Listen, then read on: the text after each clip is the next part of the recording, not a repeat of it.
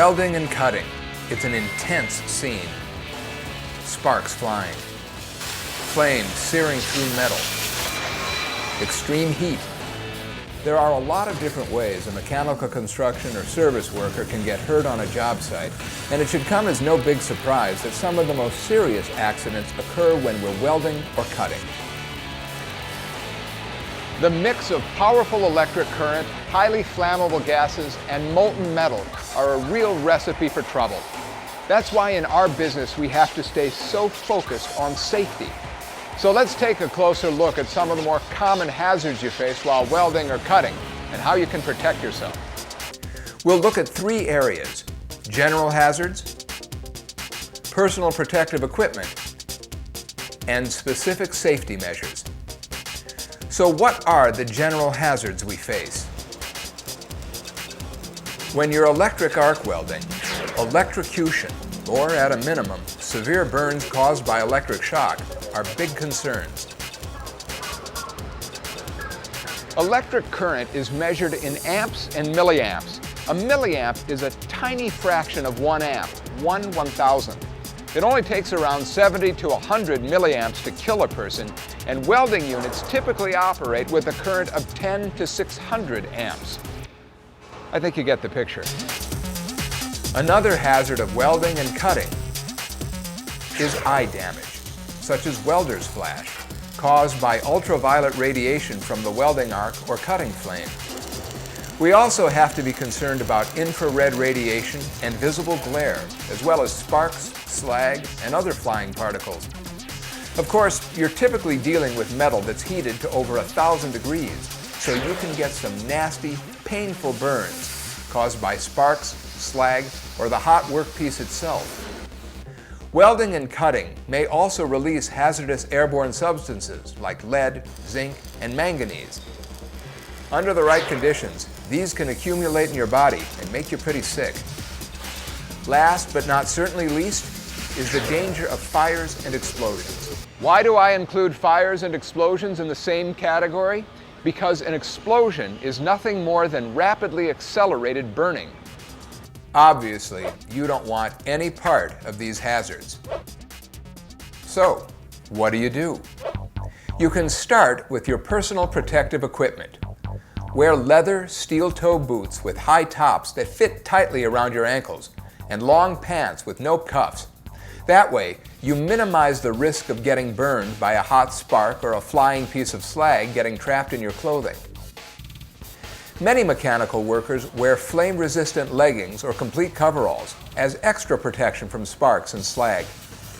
Always wear long-sleeve shirts without pockets or cuffs for the same reason. And don't forget to check the fabric.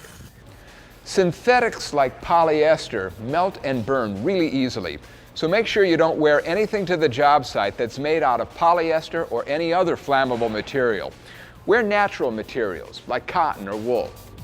And of course, heavy-duty welding gloves protect your hands from burns. Now let's take a look at your eye protection. You can use different shades of filter plates or lenses according to the type of welding or cutting you'll be doing. The key is to make sure you have on the right eye protection before you look at an arc or flame, even for an instant. The type of shade you use for electric arc welding depends on the size of the electrode and the amount of electrical current being generated. And if you're cutting with oxyacetylene, always use protective goggles with a number 5 shaded lens. Remember, if you're not sure what to wear, check with your supervisor before you start. You should also be sure to use safety glasses with side shields or safety goggles under your helmet to protect against sparks and slag. It's especially hazardous when you're working in damp or wet areas. Tiny fragments of molten metal can shoot through the air if they come in contact with moisture.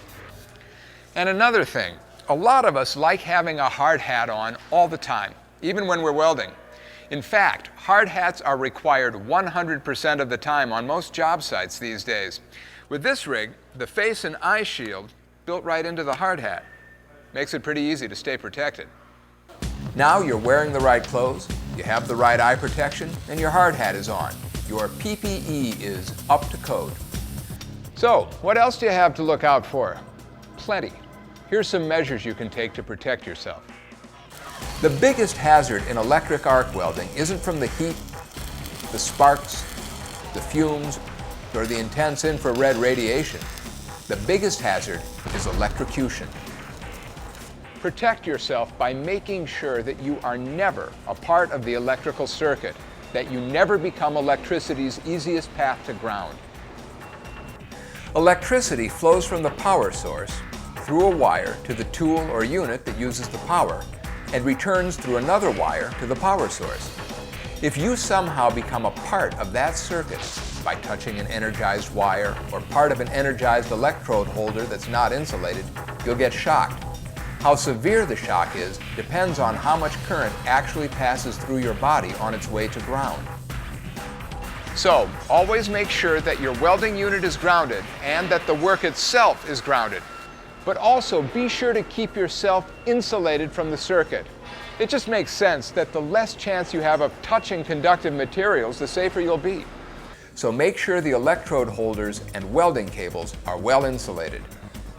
Check that the stinger leads are in good condition and avoid changing electrodes with your bare hands. Protect the insulation on your cables by arranging them so that sparks and slag won't land on them and melt parts of the insulation. That's how cables usually get damaged. Also, water is a great conductor of electricity. That means you should always avoid electric arc welding in damp or wet environments without added insulation. When you have to work in a damp or wet environment, make sure that you use welding mats as added protection against becoming the easiest path to ground.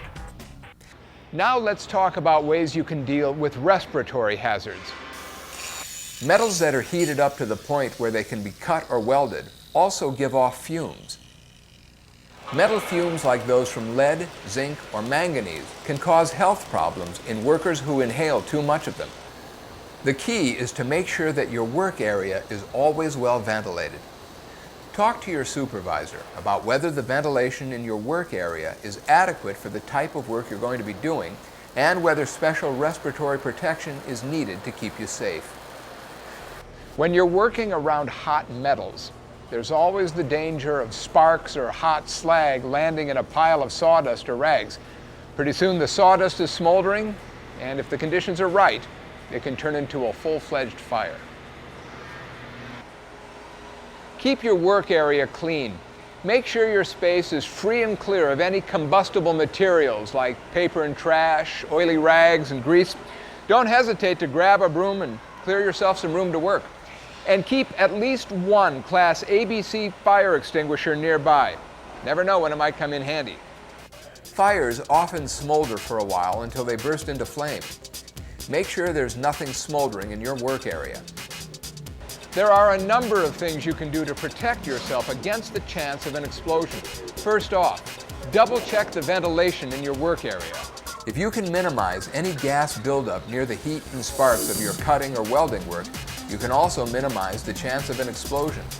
Inspect all cylinders, hoses, valves, and torches before using them.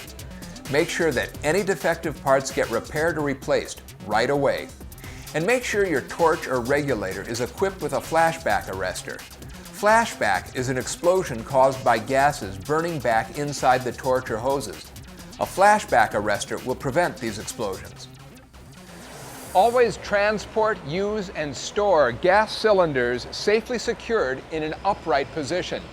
And keep them well clear of ignition sources like sparks and flames. Also, store oxygen and other fuel gas cylinders like acetylene separately, at least 20 feet apart, or with at least a half-hour rated non-combustible barrier between them. Here are some other important safety measures to keep in mind. Don't store or use cylinders in heat above 125 degrees and never take them into confined spaces. Only use friction lighters to light a torch. Leave the wrench on the stem of the gas cylinder when you're using it so it can be turned off quickly in an emergency. As soon as you finish using the cylinders, turn off the gases, bleed the lines, remove the regulator, and replace the cylinder caps. Replacing the caps and keeping the cylinder secured in an upright position helps prevent against explosions, but it's pretty important for another reason too. If a cylinder were to fall over and break the valve or regulator, the pressure from the expelled gas could be enough to propel the cylinder across the work area like an unguided missile.